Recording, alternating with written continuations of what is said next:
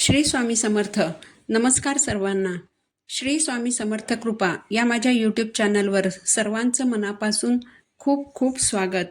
तुमचा आजचा दिवस खूप सुखात, आनंदात आणि भरभराटीचा जावो हीच मी स्वामींच्या चरणी प्रार्थना करते आणि आज या नवीन व्हिडिओला सुरुवात करते.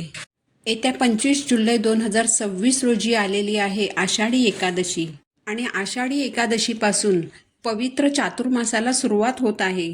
चातुर्मास म्हणजेच 4 महिने, म्हणजेच कार्तिक शुद्ध एकादशीपर्यंतचा हा काळ आपल्या शारीरिक आणि आध्यात्मिक प्रगतीसाठी अत्यंत महत्त्वाचा मानला जातो.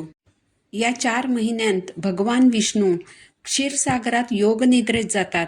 त्यामुळे पृथ्वीवर वाईट शक्ती प्रबळ होतात. या वाईट शक्तींपासून रक्षण होण्यासाठी सर्वसामान्य लोक काही ना काही व्रत करतात.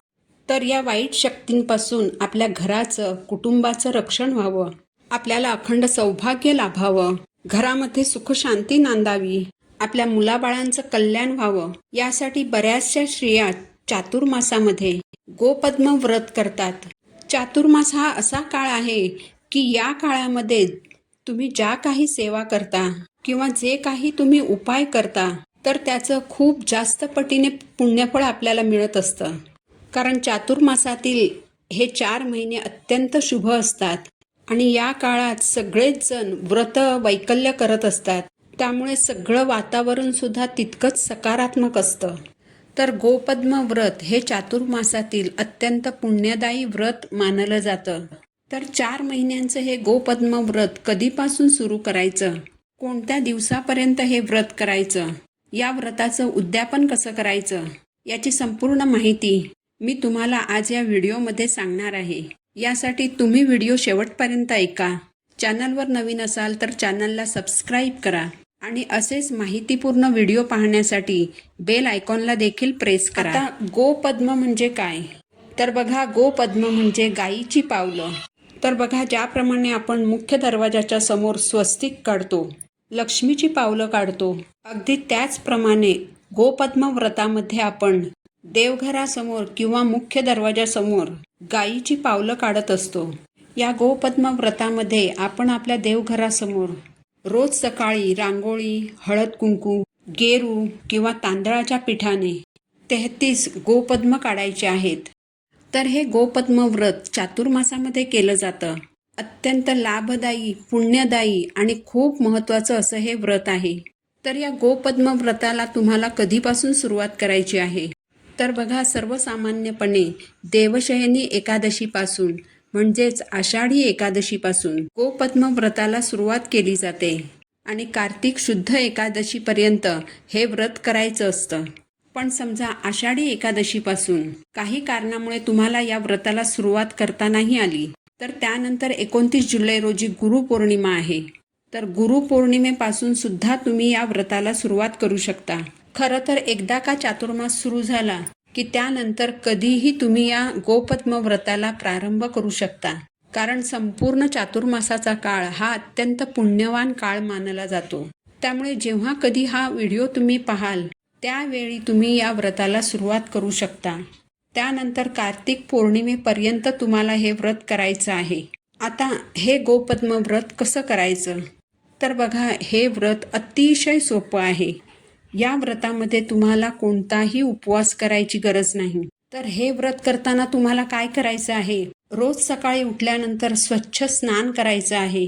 त्यानंतर देवघरातील देवांची तुम्हाला पूजा करून घ्यायची आहे. धूप, दीप, अगरबत्ती लावून वातावरण अगदी प्रसन्न करायचं आहे. आणि त्यानंतर देवघरासमोर तुम्हाला एक पाट ठेवायचा आहे आणि त्या पाटावर तुम्हाला 33 गोपद्म काढायचे आहेत. तुमच्या देवघरामध्ये जर जागा असेल तर त्या जागेत सुद्धा तुम्ही असे 33 गोपद्म काढू शकता.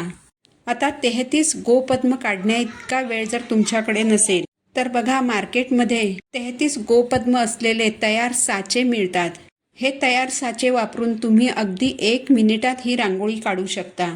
आता हे गोपद्म जे आहे ते तुम्ही कधी रांगोळीने काढू शकता, कधी तुम्ही हळदी कुंकूने काढू शकता, तर कधी तुम्ही तांदळाच्या पिठाने सुद्धा हे गोपद्म काढू शकता. फक्त एकच लक्षात ठेवायचं आहे की जर तुम्ही तांदळाच्या पिठाने काढलं किंवा पांढऱ्या रांगोळीने काढलं तर त्या गोपद्मावर तुम्हाला थोडंसं हळद कुंकू टाकायचं आहे. ही गोपद्म म्हणजे गायीची पावलं आहेत. गायीला आपण गोमाता म्हणतो. गायीला आपण लक्ष्मीचं स्वरूप मानतो. गायीच्या अंगी 33 कोटी देवांचं वास्तव्य असतं असंही आपण मानतो. कोणत्याही सणाच्या वेळेला आपण गायीला घास देतो. आपल्या हिंदू धर्मात गायीला इतकं महत्त्व आहे की खास गायीसाठी आपण वसुबारस हा सण साजरा करतो. आपल्या देवघरामध्ये आपण गाय वासराची मूर्ती ठेवतो आणि रोज तिची पूजा करतो. जर तुमच्या देवघरामध्ये गाय वासराची मूर्ती नसेल तर कोणत्याही एकादशीच्या दिवशी तुम्ही गाय वासराची मूर्ती आणून ती स्थापित करू शकता. तर या गोपद्म व्रतातील 33 पावलं म्हणजे 33 कोटी देवांचं स्थान असतं. त्यामुळे आपल्याला या चातुर्मासात रोज देवघरासमोर 33 गोपद्म काढायची आहेत. ही गोपद्म काढल्यानंतर त्यावर हळद कुंकू अर्पण करायचं, अक्षता अर्पण करायच्या, एक फूल अर्पण करायचं आहे, धूप दीप अगरबत्तीने ओवाळायचं आहे, नैवेद्य अर्पण करायचं आहे. नैवेद्य म्हणून तुम्ही रोज साखर ठेवू शकता. तुम्ही रोज दूध साखरेचा नैवेद्य अर्पण केला तरीही चालेल. हा नैवेद्य नंतर घरातील सर्व सदस्यांनी प्रसाद म्हणून ग्रहण करायचा आहे. दुसऱ्या दिवशी देवघरातील देवांची पूजा करताना ही रांगोळी तुम्हाला काढून घ्यायची आहे. त्यानंतर ती जागा स्वच्छ पुसून घ्यायची आणि त्या जागेवर पुन्हा आपल्याला 33 गोपद्म काढायची आहेत. अशा प्रकारे कार्तिक एकादशीपर्यंत रोज आपल्याला देवघरासमोर 33 गोपद्म काढायची आहेत. रोज या गोपद्मांवर हळद कुंकू, अक्षता, फूल अर्पण करायचं आहे आणि दूध साखरेचा किंवा खडी साखरेचा नैवेद्य दाखवायचा आहे. हे व्रत करायला अगदी साधं आणि सोपं आहे. पण या व्रताचे खूप जास्त चांगले अनुभव अनेकांना आलेले आहेत. त्यामुळे या चातुर्मासात तुम्ही हे व्रत नक्की करा. हे व्रत आपल्याला 4 महिने करायचं आहे. त्यामुळे या 4 महिन्यात आपल्याला मासिक धर्म अडचण ही येणारच आहे. तर अशा वेळी तेवढे दिवस वगळून आपल्याला सेवा करायची आहे. किंवा तुम्ही तुमच्या घरातील इतर सदस्यांकडून ही रांगोळी काढून घ्या, जेणेकरून तुमच्या सेवेत खंड पडणार नाही. किंवा तुमच्या घरातील मुलं मुली जे कोणी मोठे असतील तर त्यांनाही तुम्ही ही रांगोळी काढायला सांगू शकता. कारण गोपद्मची ही रांगोळी घरातल्या कोणत्याही व्यक्तीने काढली तरी चालतं. त्यामुळे तुम्हाला जर मासिक अडचण आली तर घरातील इतर व्यक्तींना ही सेवा पुढे चालू ठेवायला सांगा. मात्र जर सूतक आलं तर सूतक संपेपर्यंत ही सेवा करता येणार नाही. कारण सूतकामध्ये घरातले इतर लोक पण ही सेवा पुढे चालू ठेवू शकत नाहीत. सूतक संपल्यावर घरामध्ये गोमूत्र वगैरे शिंपडून त्यानंतर पुन्हा सेवेला सुरुवात करू शकता. या व्यतिरिक्त या व्रताला इतर कोणतेही नियम लागू होत नाहीत. फक्त ज्या घरांमध्ये चातुर्मासामध्ये मांसाहार केला जात असेल तर ज्या दिवशी तुमच्या घरामध्ये मांसाहार शिजणार असेल तर त्या दिवशी सकाळीच तुम्ही गोपद्मची 33 पावलांची रांगोळी काढून घ्या, धूपदीप अगरबत्तीने ओवाळून घ्या, नैवेद्य अर्पण करा आणि त्यानंतर मग तुम्ही घरामध्ये तुम्हाला काय शिजवायचं असेल तर ते करू शकता. तर अशा प्रकारे हे गोपद्मचं व्रत तुम्हाला करायचं आहे. या गोपद्म व्रताला आषाढी एकादशीपासून सुरुवात करायची आहे आणि हे व्रत तुम्हाला कार्तिक एकादशी म्हणजेच देव उठणी एकादशीपर्यंत करायचं आहे. आता या व्रताचं उद्यापन कसं करायचं तर बघा, शेवटच्या दिवशी म्हणजेच कार्तिकी एकादशीच्या दिवशी सकाळी नेहमीप्रमाणे गोपद्म काढायची आहेत. यावर हळद कुंकू, अक्षदा, फूल अर्पण करायचं आहे, नैवेद्य अर्पण करायचं आहे आणि या दिवशी तुम्हाला एखाद्या सुवासिनी स्त्रीला घरी बोलवायचं आहे आणि तिला काहीतरी गोडधोड खायला द्यायचं आहे. तुम्हाला जर शक्य असेल तर तुम्ही तिला जेवायलाही बोलवू शकता. ते शक्य नसेल तर तुम्ही तिला दूध साखर देऊ शकता, मसाला दूध देऊ शकता आणि त्यानंतर तुम्हाला त्या सुवासिनीची ओटी भरायची आहे. तुम्ही खणा नारळाने ओटी भरू शकता. सोबतच तुम्ही काही शृंगाराच्या वस्तूही देऊ शकता.